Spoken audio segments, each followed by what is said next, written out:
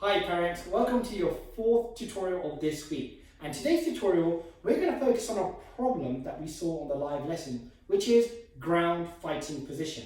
As the kids were doing ground fighting position, you need to learn how to engage the ground, stand back up without falling over, and with your hands ready for self-defense. We noticed that some of the children were struggling with the coordination. So we're going to show you a step-by-step guide of how to get up from the ground in ground fighting position and go back into fighting stance, sir. And hopefully this will improve in the following lessons that we train. So we have one of our lead assistant instructors here again from the BBC team, Sir Joshua, and he's going to help us show how you can develop using your hands and without your hands on the ground fighting position. However, I'm going to go first. So Joshua, thank you very much. So I'm going to now go into fighting stance, sir. And from here, what's going to happen is I'm going to put my back leg down. So I'm going to just move the trousers so you can see the knee slightly bent.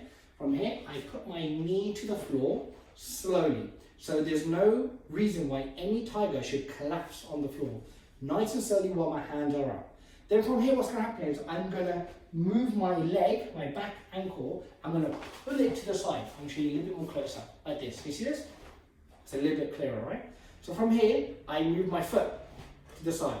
Why I do this is when I sit backwards now, my foot's not in the way. So look, I'm going to slowly now sit down towards the ankle, and then I lean backwards just past the ankle so I can sit to the floor like this. Okay? From here, I can lean backwards and go into full ground fighting position like this. So my foot is up in the air, my guard is up. We've done a tutorial on ground fighting position. I'm going to talk about how to get up. So freeze from this position is where a lot of people struggle. So as you notice, as we were coming down, this position is vital.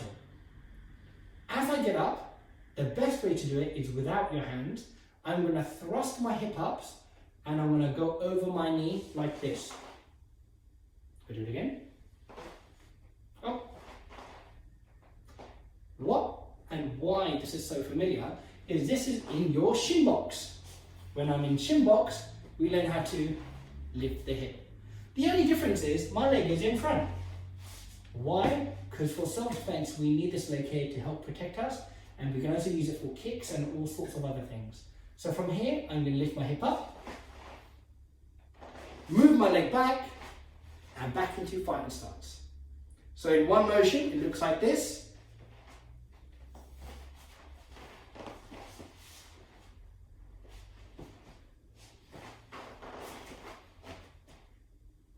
However, it's not as easy as that.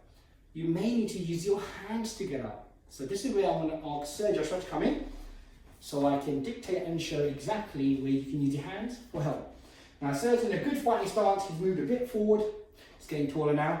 Now from here, when he goes into ground fighting position, you'll see he will place his foot on the floor, he'll go into ground fighting position. You can go to full ground fighting position if you want. There you go. Nice and slow, perfect. Now I'm going to ask him to sit up where we were discussing the situation.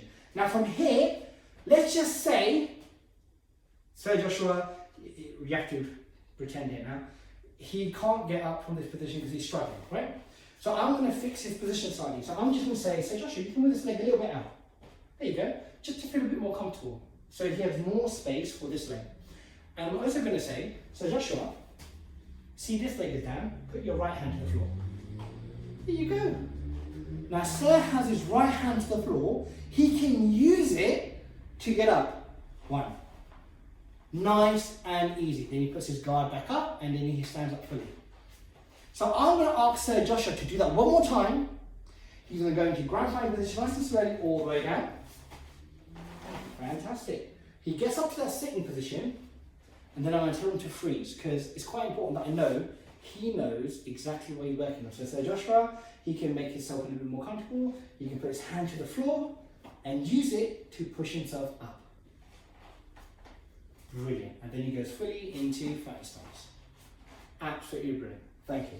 So that is a simple way, parents, to help the children get good at ground fighting position. Now, if it's the other way around, remember that ground fighting position, Sir Joshua's left leg was forward.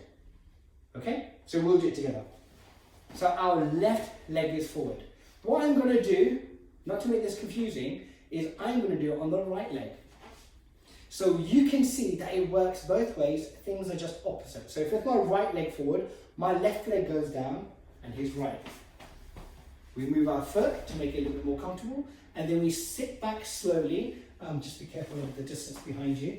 We're going to rock back all the way down to our right position, but let's focus on this position over here. So my right leg now, remember I started with my right leg in front. So Joshua, as he's done correctly, started with his left leg in front. Now from here, I'm going to move my leg a little bit to the side, so I've got more space to get up. And from here, I can use my hand to put on the floor, and I'm going to push over my shin and go straight back into my guard. Then I can stand up, turn my foot, and push back up, and we're both in fighting stance. So parents, you get that hand to your side. That is a simplistic way. Remember parents, you can pause, rewind, play this video at your own ease, so you don't need to rush while you're watching this tutorial. That's the benefit of this video.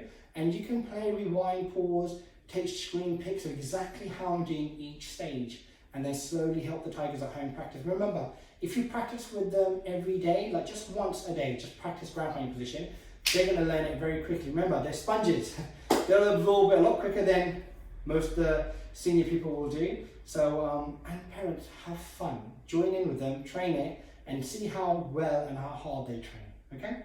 So parents, if you get a hand to your side, thank you so much for listening to this tutorial, and we're just going to finish now, okay? So we go 1, 2, and 3. Thank you very much, parents. Take care. Bye.